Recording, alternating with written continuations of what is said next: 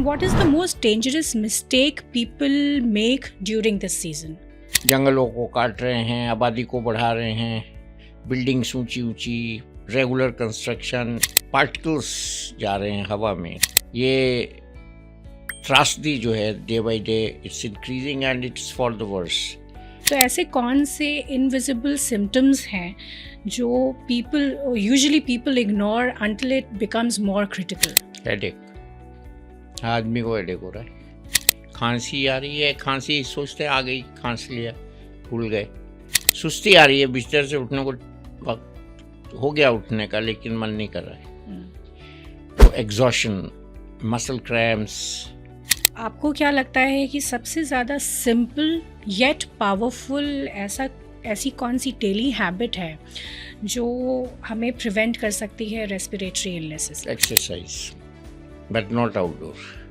Daily preventable habit का मतलब आप जो है साल के 9 महीने में भी करना है ना जी। हाँ, ये थोड़ी के जाड़े के 3 महीने में करना है। You also think people underestimate how pollution affects the heart, not just the lungs? मजबूरी, जाना है काम पे, शाम को खाएंगे क्या, ये मजबूरी करा रही है ना। पता सब है उन्हें नुकसानदेह है लेकिन मजबूरी कराती है। आज ही मैं वाइफ से कह रहा था कि एक बच्चा कल कुछ सामान भिजवाना था, राइडर आया, स्मार्ट बच्चा था, पढ़ा लिखा लग रहा था, तो मैंने उससे पूछा कितना पढ़े हो, कह रहे ग्रेजुएट हूँ। मैंने कहा ये क्या कर रहे हो? डिस्पैच राइडर का काम। उसके फादर शायद जल्दी ख़त्म हो गए थे। मजबूरियाँ कराती है ना ये सब। तो in your experience is follow up the real weakness of India's health care system? Real weakness तो ये है कि जब हम स्वस्थ होते हैं तब डॉक्टर को नहीं दिखाते। रियल सबसे बड़ी तो ये है जब सर से ऊपर पानी निकल जाते हैं, और फॉलो अप तो बाद में आएगा। अब फॉलो अप में ये होगा कि अब हम ठीक हैं। Welcome to One Health Conversation, a podcast series by Pacific One Health, India's emerging chain of micro-hospitals, redefining care with the philosophy, healthcare as it should be. This is the space where we sit down with India's most respected healthcare leaders, decode emerging health trends, unpack innovations, and have honest conversations about how healthcare can be made more accessible, faster, and more humane. Today's episode is special and especially relevant because we are stepping into winter, Delhi's toughest season, when pollution and cold collide, and both doctors and patients experience the real health crisis of urban India. And to guide us through this, we have with us one of India's most distinguished physicians. His voice carries authority, his experience carries decades of wisdom, and his insights today will help thousands understand how to stay safe this winter.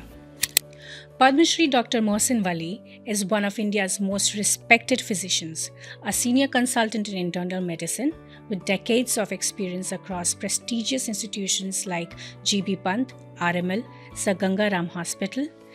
He has served as the physician to 3 presidents of India and is widely regarded for his contribution to internal medicine, cardiometabolic health, geriatrics, and preventive care. Dr. Wali, it's a privilege to have you on One Health Conversation podcast. Welcome. Thank you. So the very first segment which we're going to have a conversation is seasonal surge, India's winter and pollution crisis every year which we face. And the government data shows there's a huge respiratory OPD spike, about 20 to 30% during the winter season and the pollution months. And winter triggers spikes in asthma, COPD, pneumonia, even in heart strain, viral infections. So to begin, Delhi winter plus pollution is an extreme storm. It's a powerful combination which creates a storm every year. And what is the most dangerous mistake people make during this season? Well, every day we keep talking about it. Every year we talk for a few months and then things don't improve. Rather, things are deteriorating. इस साल जैसे हम देख रहे हैं, आज ही के अखबार में है कि सब अखबारों में है बल्कि कि दिल्ली का जो स्तर है पोल्यूशन का वो बढ़ा है। और एक त्रासदी ये भी है कि शायद हमारे मीटर भी ख़राब हो गए हैं पोल्यूशन नापते नापते। तो वो भी कुछ कभी बता रहे हैं। जब 400 पे पिछले साल देखते थे तो कम फॉग, कम घना पोल्यूशन दिखता था, और अब उससे ज़्यादा दिख रहा है। तो चलिए खैर, ये तो दूसरा पहलू है, but things are worsening day by day.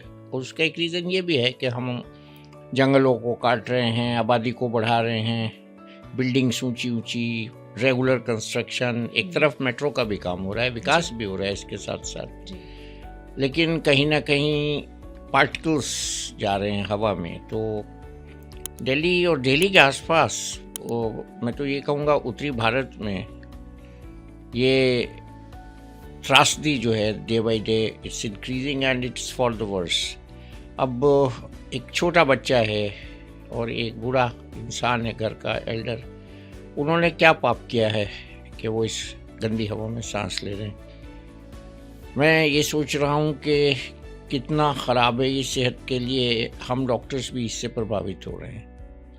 तो ये एक बड़ी समस्या है। और मैं आपको एक नई चीज़ बताऊँगा इस प्रोग्राम में कि हम बात करते हैं कंस्ट्रक्शन की और डस्ट की, लेकिन हर हवाई जहाज़ की लैंडिंग में जी 2 किलो उसके जो 12 टायर्स होते हैं उसमें से रबड़ घिसती है, और वो बहुत फाइन पार्टिकुलेट मैटर देती है जो PM 2.5 से छोटा होता है, उसको माइक्रो पार्टिकल्स कहते हैं, और टेक ऑफ में 1 किलो उसके टायर घिसते हैं जी।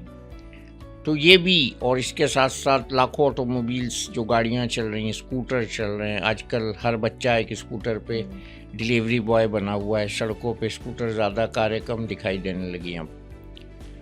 तो ये जो स्मॉल पार्टिकल्स हैं, माइक्रो पार्टिकल्स हैं, इससे बहुत ज़्यादा डैमेज हो रहा है। सीधे आपने कहा ना, सीधे ये ब्लड में जाते हैं, नाक के ज़रिए, फेफड़ों के ज़रिए, फिर ब्रेन में भी जाते हैं, और फिर किडनीज़, हार्ट, लंग, ब्रेन और तमाम बॉडी के ऑर्गन्स को इफ़ेक्ट करते हैं। आजकल आमतौर पे होता है ना, सामने एक शख्स खड़ा है, हम कोई नाम, बहुत साल से मुलाकात है, एकदम से नाम नहीं याद आ रहा उसका, या घर से चले सोच के कुछ काम करना है और दिन में भूल गए और रात को याद आया कि अरे ये तो हमने किया ही नहीं, हम तो वहाँ गए थे। तो ये बहुत कॉमन जो हो रहा है, ये ब्रेन के एनोक्सिया या हाइपोक्सिया की वजह से हो रहा है। जी जी। So moving on, there are a lot of invisible problems. Visible problems होती हैं जैसे breathlessness, cough, but we also know that in internal medicine sees a lot of invisible signs before the patient actually feels it or experiences it. तो ऐसे कौन से invisible symptoms हैं जो usually people ignore until it becomes more critical? Headache, आदमी को headache हो रहा है, खांसी आ रही है, खांसी सोचते आ गई, खांस लिया, भूल गए, बट ये खांसी इसका संकेत है कि आपके लंग्स ओवरबर्डन्ड हैं पार्टिकल्स से, पार्टिकुलेट मैटर इरिटेट कर रहे हैं रेस्पिरेटरी ट्रैक्ट को, थकान, और 2 चीज़ें तो मैंने अभी बताई ब्रेन फॉग की तरह की कि भूल रहे हैं, सुस्ती आ रही है, बिस्तर से उठने को वक्त हो गया उठने का लेकिन मन नहीं कर रहा है, तो एग्जॉशन, मसल क्रैम्प्स, और सांस जो है ना, जीने पे घर के चढ़ रहे थे पहले तो अच्छे खासे चढ़ रहे थे, अब जीने पे चढ़ रहे तो सांस फूल रहा है, ब्रेथलेसनेस आपने बताया, तो ये प्रीमेच्योर ब्रेथलेसनेस इसको कह सकते हैं। फिर बुखार आ रहा है लोगों को, बच्चों को, वो लोग समझते हैं चलो एलर्जी हो गई, साइनस हो गया, नहीं, ये पोल्यूशन की मार है जो शरीर अब झेलने से कासिर हो गया है, अनेबल हो गया है, और ये वार्निंग साइंस हैं एक बैड हेल्थ के। मैं इसको यही कहूँगा कि ये बहुत ख़तरनाक सिम्टम्स हैं। और मैं आपको यहाँ एक मिसाल दूँगा, मेरी बेटी की फ्रेंड है, वो बाहर से आई तो उसने अपनी बच्ची को, छोटी बच्ची को फ्रेंच स्कूल में डाला, और उस फ्रेंच स्कूल में इतना मॉनिटरिंग करते हैं वो आजकल कि जैसे ही पार्टिकुलेट मैटर 80 से ज़्यादा होता है वो फ़ौरन क्लासरूम को बंद करके उसमें हाई फिडेलिटी का एयर प्योरीफायर चलाते हैं। तो अभी स्कूल को तो आप मैनेज कर सकते हो, सड़क को कैसे करोगे? 4 क्लासरूम है तो आपने मैनेज कर लिया, घर में 4 कमरे हैं उनको मैनेज कर लिया, लेकिन जिस सड़क पे हम चल रहे हैं, जिस हवा में हम सांस ले रहे हैं, उसके लिए अभी तक ऐसा कोई यंत्र नहीं बना जो उस हवा को साफ करे। Also, Dr. Wali, government data shows that OPD wait times in tertiary hospitals are more than 45 minutes during winter seasons. Do you think in larger hospitals it gets overwhelmed in winter season because their systems are built for volume and not speed? No, they are not well planned actually. Or why can they be well planned? They don't expect that much turnover and turnover for the same cost. Larger hospital में तो लोग जब जाते थे ना, जब छोटे medium या स्मॉल हॉस्पिटल्स या क्लिनिक से लोग रेफर किए जाते थे जी. अब हर खांसी का मरीज चेस्ट हॉस्पिटल जाएगा या स्पेशलिस्ट हॉस्पिटल में जाएगा तो कभी कभी तो डॉक्टर ही झुंझुला जाएगा कि यार ये क्या करूँ मैं, सबको उसको मोहर बनवा लेनी चाहिए कि भैया ये दवाई की मोहर है, खा लो. तो ये गड़बड़ है सिस्टम. देखिए इंडिया में मैंने अभी जिक्र किया ना, हमने हर सिस्टम को पोल्यूट तो कर ही दिया है, पोल्यूशन ने हमने उसको पैरालाइज भी कर दिया है आबादी से. तो ये एक बड़ी प्रॉब्लम है. और हर आदमी, ये तो आप उनकी बात कर रही है जो अफोर्ड कर रहे हैं बड़े हॉस्पिटल्स को. अगर सरकारी हॉस्पिटल में जाके देखें तो वहाँ तो मारामारी है. नंबर आपने कहा ना 45 मिनट, वहाँ शायद 8 बजे आदमी या 7 बजे आदमी जाके लाइन में लगता है. मैं कुछ ऐसे लोगों को जानता हूँ जो रात के 2 बजे एम्स के लिए क्यू में लगते हैं जब उनका 11 बजे नंबर आता है डॉक्टर के पास जाने का. तो ये विरोधाभास तो है और ये बड़ा इम्पोर्टेंट है, इसको हमें क्रैक करना पड़ेगा. और also you know multi department navigation, जैसे मल्टीपल काउंटर्स होते हैं, मल्टीपल फ्लोर्स हैं, does that also delay in you know addressing the urgent or emergency respiratory or cardiac cases? इसमें मैं थोड़ा सा अपने कुलीग्स को भी थोड़ा सा संबोधित करूँगा, आह्वान करूँगा उनका कि आपका काम मरीज़ देखना है, लंग देखना नहीं है. अगर हम चेस्ट स्पेशलिस्ट हैं तो we can't ignore cardiac sounds, we can't ignore a cardiac murmur, we can't ignore pulse irregularity कि साहब हम तो एक्सरे कराएंगे, इसी नहीं कराएंगे, वो कार्डियक वाला कराएगा. तो भैया मरीज़ का सब काम करो ना. मरीज़ आपके पास पूरा चल के आया है 84 किलो का, उसको हम टुकड़ों में नहीं बांट सकते कि हमने 700 ग्राम के हार्ट का ठेका लिया है, हमने 1500 ग्राम के लंग का ठेका लिया है. लीवर का है तो वो दूसरे हॉस्पिटल में जाए, 1500 ग्राम के लीवर के लिए गॉल ब्लैडर के लिए अलग हॉस्पिटल बना है, किडनी का है तो वो अलग जाए. हमने कुछ इनजस्टिस किया है. जब हमने ज़्यादा सीखने की कोशिश की, स्पेशलिटीज़ को डेवलप किया, तो उसमें जो होलिस्टिक केयर थी वो कहीं ना कहीं ख़त्म हो गई या डाइल्यूट हो गई. अब कुछ नहीं मैं कहता, मैं लोगों से कहता हूँ कि भैया पूरे मरीज़ को देखो, ऊपर से नीचे तक. वो पूरा मरीज़ आपको चल कर आया है अपनी पूरी बॉडी को दिखाने के लिए. उसको नहीं पता आप क्या चेगोगे, लेकिन हमको पता है कि हमको पूरे मरीज़ की पूरी बॉडी को, पूरे सिस्टम्स को एग्जामिन करना है. Which also leads to my next question, Dr. Wali, that does quick access is more important than large infrastructure? Quick access तो हो जाएगी ना जब 10 अलग अलग स्पेशलिस्ट एक मरीज को पूरा देख लेंगे ना, तो उनका लोड 1/10 रह जाएगा उन 10 का जी. पूरा देखो ना, वही तो सोल्यूशन है. और आपका सवाल ये है ना कि एक्सेस क्विक होनी चाहिए, तो क्विक एक्सेस हो जाएगी अगर हम एक मरीज़ अलग अलग. मेरे पापा बचपन में कहते थे जब डालडा की शॉर्टेज होती थी कि डालडा की बहुत डिमांड है, लोग ये कहते हैं. वो कहते थे नहीं डिमांड नहीं है, वो एक ही ग्राहक है जो 10 दुकानों पे डालडा का डिब्बा है कि नहीं पूछने जा रहा है. तो ऐसा सिनेरियो हो जाता है कि हमको उसको हम ठीक कर सकते हैं. ये नहीं कि जो मैं अगर चेस्ट का डॉक्टर हूँ तो मुझे ब्लड प्रेशर लेना नहीं आता है जी, बट मैं सोचता हूँ उसके लिए मैं दूसरे डॉक्टर को रेफ़र कर दूँ, तो मैं उसका लोड भी बढ़ा रहा हूँ और अपना काम अधूरा छोड़ रहा हूँ. अब मरीज़ के ऊपर है ना, वो जाए दूसरे डॉक्टर के पास, उसकी जेब में उसकी फ़ीस है कि नहीं. वो एक डॉक्टर की फ़ीस लेके चला है घर से या 4 की लेके चला है, या उसके पास समय भी है कि नहीं. उसकी घर में माँ बीमार है, उसको अकेला छोड़ के आया है, या उसका बच्चा स्कूल गया हुआ है, उसको लेके आना है. हम कैसे जस्टिफाई कर सकते हैं आप एक और क्यू में जाके बैठो.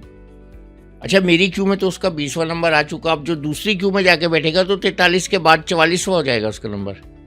तो ये जो प्रॉब्लम है, ये जिसकी तरफ आप इशारा कर रही हैं, वो मैंने एग्जाम्पल दे के बताई. And do you also feel smaller, smarter setups like micro hospitals, are they more efficient in early diagnosis, faster triage, and immediate treatment for winter illnesses to be specific? No, for all illnesses for that matter. Winter illnesses में तो ये है ना कि आप देखिए, एक होता है विजन, अंडर विजन जो काम होता है उसको हम टेक्निकली कहते हैं अंडर वन रूफ। जैसे बड़ी कंपनियों में जब गाड़ी सर्विस होने जाती है तो वहाँ उसकी सर्विस, धुलाई, denting, painting, mat, spare parts under one roof available होते हैं। तो हमारी मेडिसिन में ऐसा है, ऐसा हो सकता है जो आप इशारा कर रही हैं। स्मार्टर सेटअप का मतलब क्या है? मेरे यहाँ इंजेक्शन भी लगे, मेरे यहाँ ECG भी हो, मेरे यहाँ लंग फंक्शन टेस्ट भी हो रहा हो एक टेबल पे, मेरे यहाँ एक्सरे भी हो रहा हो, मेरे यहाँ ब्लड टेस्ट की रिपोर्ट भी तुरंत आ जाती है आजकल, वो हो रहा हो। मैंने इसिनोफिलिया देख लिया किसी का तो खांसी के लिए एंटीबायोटिक नहीं दूंगा उसको। कितना इंपॉर्टेंट पॉइंट है ये। तो और वो 4-5 डॉक्टर को दिखा के ऑलरेडी एंटीबायोटिक खा के आया है और उसको इसिनोफिलिया वाली खांसी है। अगर मैंने 2 मिनट 3 मिनट में उसका ब्लड लिया और 5 मिनट में रिपोर्ट आ गई तो मैं उसको इसिनोफिलिया की दवाई लिख के भेजूंगा, अगले दिन से उसकी खांसी ठीक हो जाएगी। तो मेडिसिन में तो इसका बहुत स्कोप है। We should do under one roof. जैसे बहुत से पेशेंट होते हैं वो चल के नहीं जा सकते, वो एक बार हॉस्पिटल आ गए। मैं मेयो क्लिनिक में मैंने काम किया, वहाँ देखता था लेडीज़ आती थी, अच्छी वेल्दी लेडीज़ आती थी, $20 की टिप दे के शोफर ड्राइविंग गाड़ी में आती थी, पार्क कराती थी वहाँ।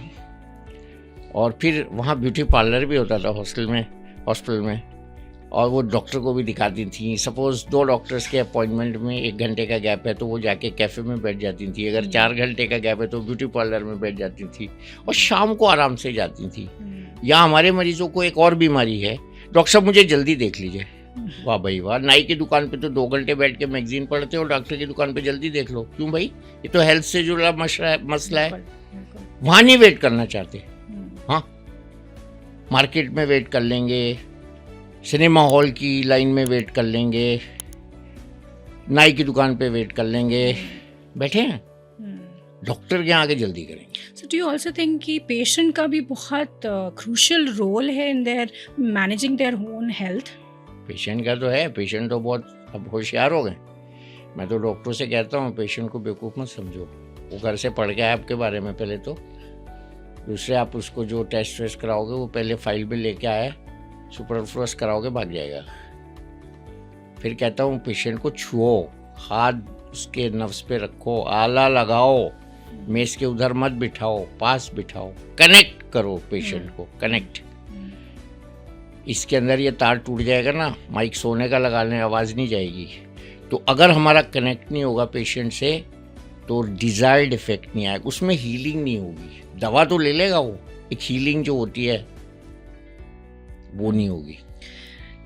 Which leads to my another question कि ये जो आपने बातें बताई, क्या आपको लगता है कि ये smaller smarter setups like micro hospital में ये एक्सक्लूसिविटी, ये कंफर्ट, ये ज़्यादा माइक्रो हॉस्पिटल में पाया जाएगा? होगा ना भाई, डॉक्टर बैठा है, बगल में ECG रूम है, दूसरे कमरे में लंग फंक्शन टेस्ट हो रहा है, बगल के कमरे में ब्लड टेस्ट हो रहा है, हो गया आधा काम जी। एक्सरे भी हो जाएगा, 90% काम हो गया। अगर 1% पेशेंट्स को CT की ज़रूरत है तो वो तो आप लगा लीजिए, बगल में करा लीजिए किसी से, बट वो लेटर स्टेप है।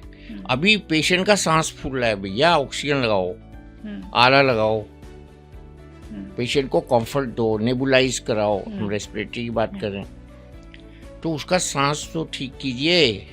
मैंने बड़े बड़े हॉस्पिटल्स में देखा है पेशेंट ट्रॉली पर पड़े रहते हैं। बल्कि एक बार तो मैंने एक डॉक्टर को पकड़ लिया मेदांता में, मैंने कहा इस पेशेंट को मैं 4 घंटे से देख रहा हूँ ट्रॉली पे पड़ा है, वो ये तकलीफ़ में है। वो कहने लगा इसका पेपर वर्क हो रहा है। ये क्या बात हुई, पेपर वर्क हो रहा है? अब काम तो शुरू करिए। पेपर वर्क क्या होता है? वो बेचारा भागेगा तो वो तो अपनी जान आपको दे के बैठा हुआ है। You have to handle him live और you have to handle his life. वो आपके पैसे थोड़ी लेके भाग जाएगा। अब काम शुरू करिए। और एक ये सिस्टम हो गया, बिल कटवा लीजिए फिर एक्सरे होगा, बिल कटवा लीजिए फिर ECG होगा, बिल कटवा लीजिए ब्लड टेस्ट होगा। अरे भाई ये क्या है? ये दुकान छोड़िए भाई, आप सेवा तो करो पहले, मेवा बाद में मिल ही जाएगा। डिले होता है ना इससे। पेशेंट काउंटर पे खड़ा खड़ा गिर जाता है जी कि साहब रसीद बन रही है इन्वेस्टिगेशन के लिए। अरे रसीद वहीं जाके बना लो। The clerk should go to the patient can make the receipt. Very easy. This leads to another segment, very important segment, which is prevention, which is your strongest advocacy area. आपको क्या लगता है कि सबसे ज़्यादा सिंपल येट पावरफुल ऐसी कौन सी daily habit है जो हमें प्रिवेंट कर सकती है respiratory illnesses? Exercise, but not outdoor. Daily preventable habit का मतलब आप जो है साल के 9 महीने में भी करना है ना जी। हाँ, ये थोड़ी के जाड़े के 3 महीने में करना है। प्रिवेंशन का मतलब प्रिवेंशन उस पहले चमचे से स्टार्ट होता है जो हमारे मुंह में खाना जाता है।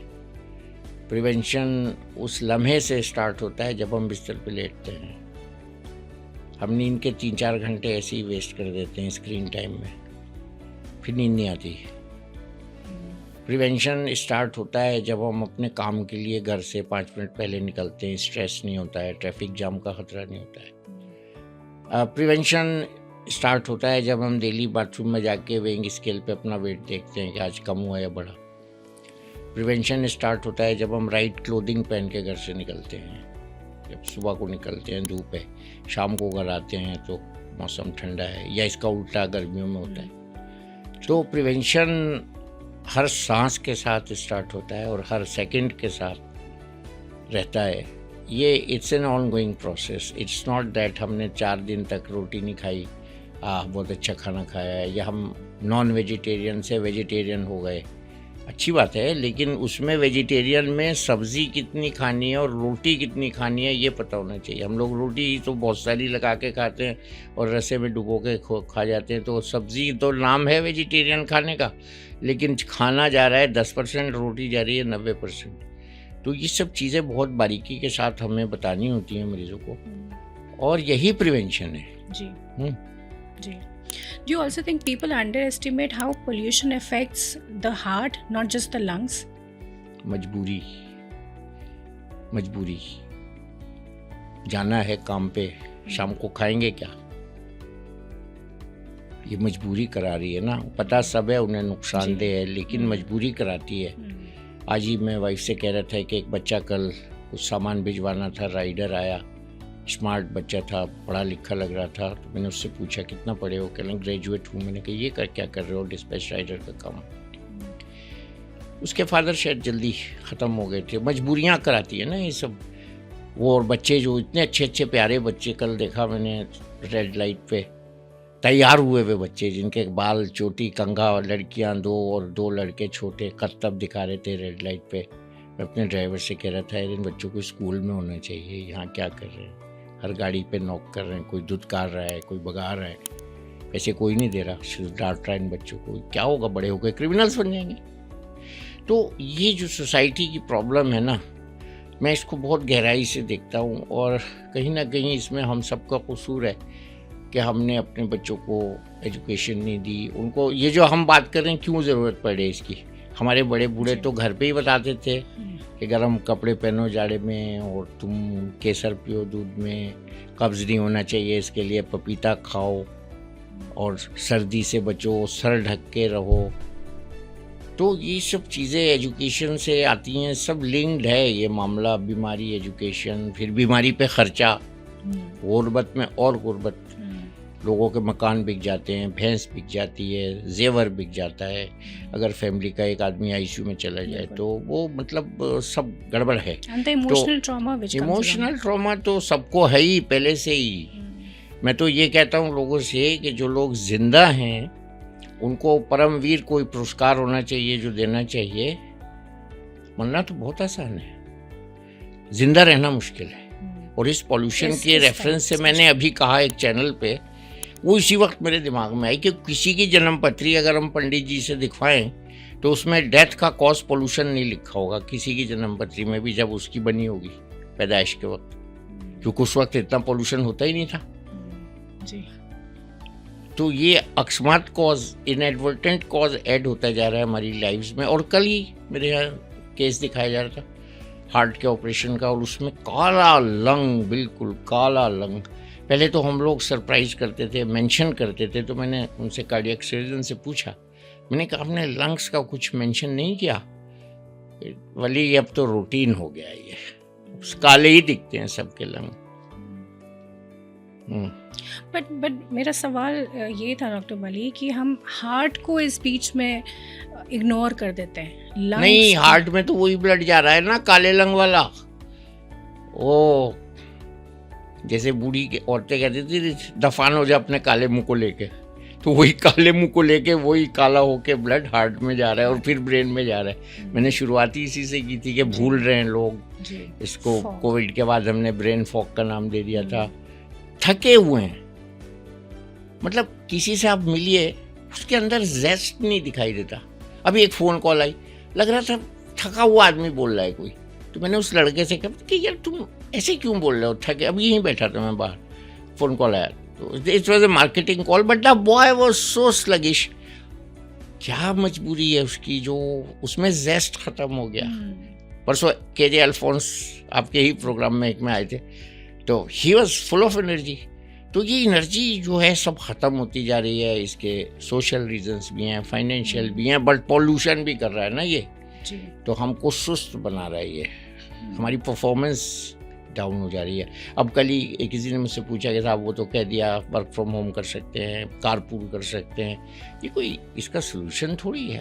बच्चों को तो स्कूल जाना पड़ेगा ना, जब तक टीचर का और स्टूडेंट का इंटरेक्शन नहीं होगा जाएगा बच्चे स्कूल, तो कैसे पढ़ेगा? तो ये जो हमने नई चीज़ें निकाल ली हैं ये सोल्यूशन नहीं है। सोल्यूशन वही है जहाँ से धुआं बन रहा है उसको ख़त्म करना है। अब हवाई जहाज़ के टायर तो कम नहीं कर सकते, गाड़ी एक टायर पे तो नहीं चल सकती, तो चलेगा। हाँ, हम अपनी ज़रूरियात को थोड़ा कम कर सकते हैं। एंड प्रिवेंशन ही तो है ये जो बता रहा हूँ मैं, तो प्रिवेंशन सबसे अच्छा बताया कल ही एक चैनल पे, सांस मत लो, ये हवा है ही नहीं इस लायक के आप सांस लें मर जाए, यही तो प्रिवेंशन है। अब एब्सोल्यूट प्रिवेंशन यही रह गया भैया, कितना मास्क लगाओगे? मास्क से भी लोग कहते हैं दम घुटता है, वो तो मजबूरी थी कोविड में, कोविड थोड़े ही है, ये तो पार्टिकुलेट मैटर है। ये वो जहर है जो बगैर जहर हुए जहर है।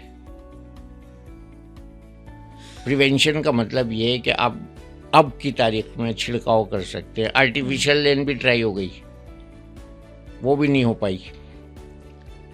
घर में रहना भी सोल्यूशन नहीं है, काम पे ना जाना भी सोल्यूशन नहीं है। कारपूल करिए, एक आध कार कम हो जाएगी सड़क पे से, लेकिन ये सोल्यूशंस नहीं है। सोल्यूशन बेसिक वही है कि जहाँ पॉल्यूशन, पराली की बात कर लूँ मैं जैसे एग्जाम्पल, तो पराली मत जलाओ भाई, क्यों जला रहे हो? 10 साल पहले तक तो किसान खर्चा कम होता था, नहीं जलाते थे। अब पराली उखाड़ने का और पराली को डिस्पोज ऑफ करने का खर्चा बहुत ज़्यादा है, लेबर, तो जला देते हैं। एक दिया सलाई खर्च होती है 4 पैसे की, वो आसानी की तरफ देखते ना। अब उनको सब्सिडी मिले या उन पे सख्ती हो, सख्ती भी हो सकती है, तो अब सख्ती के रीजंस अलग अलग हैं, उसमें मैं नहीं जानना चाहता क्यों नहीं होती। तो वो जब तक डर नहीं होगा ना तो हम करते जाते हैं। ये डर एक चीज़ ऐसी है ना जो हमें रोकता है गलत काम करने से। तो वो गलत तो है ही, पराली जला रहे हैं 5000 लोग, इफेक्ट हो रहे हैं 5 करोड़ लोग, तो ये तो महापाप हो गया ना, पाप हो गया। अब मैं शाम तक पूरी शर्ट नहीं गंदी होती, कॉलर गंदा हो जाता है, तो कॉलर के लिए पूरी शर्ट धुलती है। तो ये पहले नहीं होता था। बच्चे बहुत बीमार हैं इस वक्त, हर घर का एक आदमी बीमार है। So prevention's very critical part of prevention is follow up, जिसके बारे में हम आगे बात करेंगे। So does micro hospital offer better follow up continuity than tertiary care centers जहाँ पे केस लोड बहुत ओवरवेलमिंग है? नहीं, टर्शियरी केयर सेंटर्स में ये कह सकते हैं ना कि वो एक ही काम कर रहे हैं। फिर वही बात आ जाएगी, पूरी बॉडी को देखना है, पूरे सिस्टम्स को देखना है, कार्डियोवैस्कुलर को देखना है, लंग को देखना है, आई को देखना है, नाक को देखना है, ENT को देखना है, गले को देखना है, पेट अगर ख़राब है उसकी वजह से उसको भी देखना है, तो सब चीज़ को होलिस्टिक केयर छोटे सेटअप में ज़्यादा अच्छी हो सकती है जी। जैसे आपकी ड्रेसिंग टेबल है ना जी। उस पर सब चीज़ रखी होती हैं, cream, powder, lipstick, brush, mascara, एक ही ड्रेसिंग टेबल पर रखी होती है ना। जी। फेस एक है जी। बट चीज़ें 14 हैं। इसी तरह बीमारियां शरीर एक है, अलग अलग हो सकती है, लेकिन उसका हल ये नहीं है कि आप 14 टेबल पे 14 आइटम रखो ड्रेसिंग टेबल के। आप तो घूमते ही रहोगे सारे घर में कि मस्कारा की टेबल अलग, लिपस्टिक की टेबल अलग, पाउडर की टेबल अलग। आपके आइटम्स सेंट्रलाइज हो गए। जो आप बात कर रहे हो ना और मैं बात कर रहा हूँ अंडर वन रूफ केयर की, ये उसका एक परफेक्ट एग्जांपल है। बिल्कुल। So do you think micro hospitals are more agile in seasonal care, quick protocol? Yes, absolutely, because मैं बड़े उसके साथ कह रहा हूँ, कुछ लोग ये देखते हैं बड़े शीशे वाले हॉस्पिटल में अच्छा इलाज होगा, लेकिन जब उन्हें 50 कमरों में जाना पड़ता है तो उन्हें पता लगता है कि यार वो जगह अच्छी थी जहाँ एक जगह बैठ के एक डॉक्टर ने हमारी सब चीज़ देख ली, दवा भी लिख दी, और वहीं फार्मेसी भी थी, दवा भी मिल गई, टेस्ट भी हो गए, डायग्नोस्टिक्स हो गई। तो वो तो जब जाके आएगा तब रियलाइज होगा ना। तो हम अभी बता रहे हैं कि under one roof smaller setup में मोर पर्सनलाइज केयर होती है, और यही पहले होता भी था। पहले एक हॉस्पिटल होता था, जिला चिकित्सालय कहलाता था, उसको बड़ा शफा खाना कहते थे लोग शहरों में, छोटे शहरों में। जब कोई बीमार होता था ज़्यादा तो वो बड़े शफा खाने में जाता था, वहाँ एक ही डॉक्टर होता था, वो सब चीज़ देखता था। उसको पता था किसका एक्सरे कराना है, उसको पता था किसका ब्लड टेस्ट कराना है, उसको पता था किसका ECG कराना है, और एक स्क्रीनिंग होती थी, वो हो जाती थी तो मरीज समझता था मेरा पूरी बॉडी डॉक्टर साहब ने देख ली। वो अब होता ही नहीं। अब तो एक एक चीज़ के लिए अलग अलग टेस्ट हो रहा है, तो मरीज भी परेशान है, खुश नहीं है। हाँ, वो बड़े वाले सेटअप में मजबूरी में जा रहा है, खुश नहीं है। खुश होगा वो जब आप उसको प्यार से कमर पे हाथ रख के, कंधे पे हाथ रख के, आला लगा के, नफ्स देख के, सारे टेस्ट करके, उसको सारा नुस्खा लिख के 1 घंटे के अंदर फ्री कर देंगे। यही तो हल है मसले का, माइक्रो सेटअप का या छोटे हॉस्पिटल्स का, या छोटी इवन डे केयर उसको आप कह सकते हैं। उसका यही थीम है कि पेशेंट को हॉस्पिटल में ना एडमिट होना पड़े, क्योंकि हर घर के हालात अलग हैं। वो चाहे शायद एक ही घर का हेड ऑफ द फैमिली हो या घर का इम्पोर्टेंट कमाने वाला बच्चा हो, उसको आप एडमिट कर लोगे तो वो तो मीटर डाउन हो गया उसका, तो कमाने का और खर्चे वाला बढ़ गया। तो सबका सलूशन है, ये प्रैक्टिकल बात कर रहा हूँ मैं एग्जाम्पल्स देके। तो ये बहुत अच्छी आपकी बात है चल रही है, जो कि माइक्रो वाला सेटअप जो है वो हमेशा बेटर होगा। और मैक्रो सेटअप में मरीज भाग रहा है, ऊपर नीचे जा रहा है, वो अकेले मरीज के साथ ये तो हॉस्पिटल का स्टाफ जाएगा या वो बेचारा खो जाएगा, खो जाते हैं मरीज जी, they get lost in the maze here. Yes, absolutely. So year after year we hear this, that India's biggest gap, healthcare gap, isn't diagnosis, it's follow up, जिसके बारे में अभी हमने बात करी। तो in your experience, is follow up the real weakness of India's healthcare system? Real weakness तो ये है कि जब हम स्वस्थ होते हैं तब डॉक्टर को नहीं दिखाते। रियल सबसे बड़ी तो ये है जब सर से ऊपर पानी निकल जाते हैं, और फॉलो अप तो बाद में आएगा। अब फॉलो अप में ये होगा कि अब हम ठीक हैं। पहले जब मुझे याद है एक हॉस्पिटल खुला था दिल्ली में, मैं नाम नहीं लूँगा, वो शुरू में खुला था, तो जब कोई मरीज़ जाता था और फॉलोअप की डेट होती तो एक पोस्ट कार्ड उसके घर आता था कि आपकी फॉलोअप की डेट अगले हफ्ते ये है। अब मैं देखता हूँ वो सब सिस्टम ख़त्म हो गया। मैंने भी अपने यहाँ एक सिस्टम रखा था कि सब पेशेंट्स के फ़ोन नंबर नोट हों, और जब उनका अपॉइंटमेंट ड्यू जाए तो सेक्रेटरी फ़ोन करे उनके घर पे कि आप आइए, आपका अपॉइंटमेंट है परसों। कुछ हद तक किसी टेस्ट के लिए मैं कर रहा हूँ ये, बट पूरा काबू में नहीं आता। तो ये फॉलोअप बहुत इम्पोर्टेंट होता है। फॉलोअप से जो रेजिडुअल डिजीज़ होती है वो उसका भी इलाज होता है। और फॉलोअप के लिए जब मरीज़ आता है तो उसमें sense of thank you, sense of containment, sense of gratitude, और डॉक्टर उसमें देखता है कि अब इसका आगे कितने दिन तक इलाज करना है। ये तो केमिस्ट से पूछ लेता है दवाई और खाऊं, केमिस्ट कह देता है खा ले, वो खाता रहता है क्योंकि अब इसकी दवाई बिक रही है। कई पेशेंट्स मैंने दवा खाते रहते हैं। एक पेशेंट का मैंने फ़ोटो लगाया हुआ क्लिनिक पे, काश्मीर आता हूँ, वो 7 साल के बाद आए, हार्ट पेशेंट थे, उनके ब्लॉकेजेस थे, ठीक थे। तो मैंने उनको पहले डांटा, फिर पूछा तुम 7 साल तक कहाँ थे? तो कहले मैं तो बिल्कुल ठीक था, दवाई खाए जा रहा। तुमने किसी ने बोला दवाई खाने के लिए? वहाँ जहाँ से दवाई लाऊं उन्होंने कह दिया था खाए जाओ। तो मैंने उसका फ़ोटो लेके लगाया, उसकी एंजियोग्राफी की रिपोर्ट उसके हाथ में दे के फ़ोटो खींचा और वो मेरा लगा हुआ है। तो वो फॉलोअप के लिए मैं लोगों को दिखाता हूँ कि इनकी तरह से 7 साल बाद मत आना। तो follow up is very important ingredient of the treatment. Treatment doesn't stop, treatment stops with follow up. True. So, why do tertiary hospitals then struggle with follow-ups? Is it because volume, rush, या lack of continuity की वजह से? Tertiary hospitals अब bother नहीं कर रहे हैं, उनके मालिक तो रियल एस्टेट में जा रहे हैं। कई एग्जांपल्स हैं, मैं नाम नहीं लूँगा। वो बॉदर कर रहे हैं डॉक्टर्स पे प्रेशर बनाने के लिए कि भैया इतने मरीज़ देखने ही देखने हैं।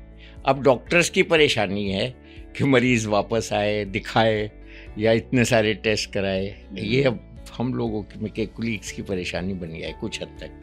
ये सच्चाई है, इसलिए मैं कह रहा हूँ। और दूसरा ये है कि टर्शियरी केयर हॉस्पिटल्स जिस एम को लेके बनते हैं उनको वो टारगेट्स रखने होते हैं। और तीसरा ये है कि पेशेंट के अगर टेस्ट, अभी देखिए 2-3 दिन पहले एक डॉक्टर का केस छपा है जिसने नॉर्मल मरीज़ों की एंजियोग्राफी करी या स्टेंट डाले और 1 साल में शायद 300 या 700 पेशेंट्स के उसने स्टेंटिंग की। तो ऐसे एग्जांपल्स नहीं आने चाहिए। ये या तो ग्रीड का एग्जांपल हो सकता है या प्रेशर का एग्जांपल हो सकता है। तो हमें ऐसे बड़े हॉस्पिटल जब खोलने चाहिए जब हमें उनका खर्चा निकल जाए।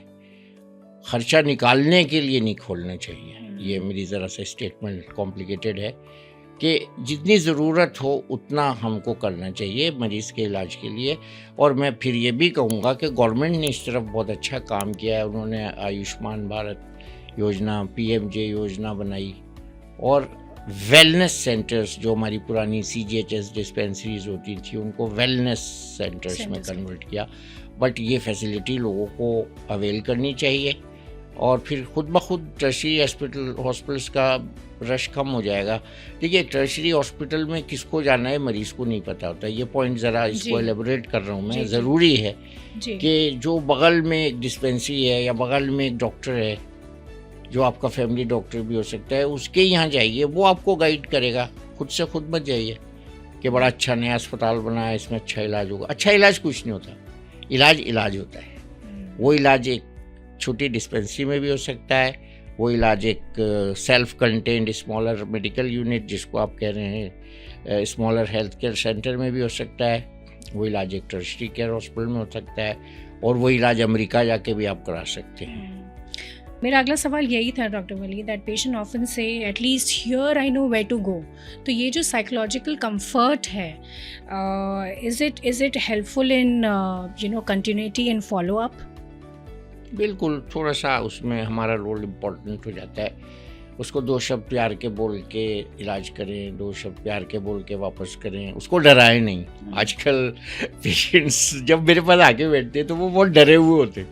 मैं उनका फेस देखता हूँ, मैं उनसे पूछता हूँ भाई तुम इतने डरे हुए क्यों? तो कहते हैं जी वहाँ दिखाया था डॉक्टर को, उसने कह दिया ये अगर नहीं हुआ तो ये हो जाएगा।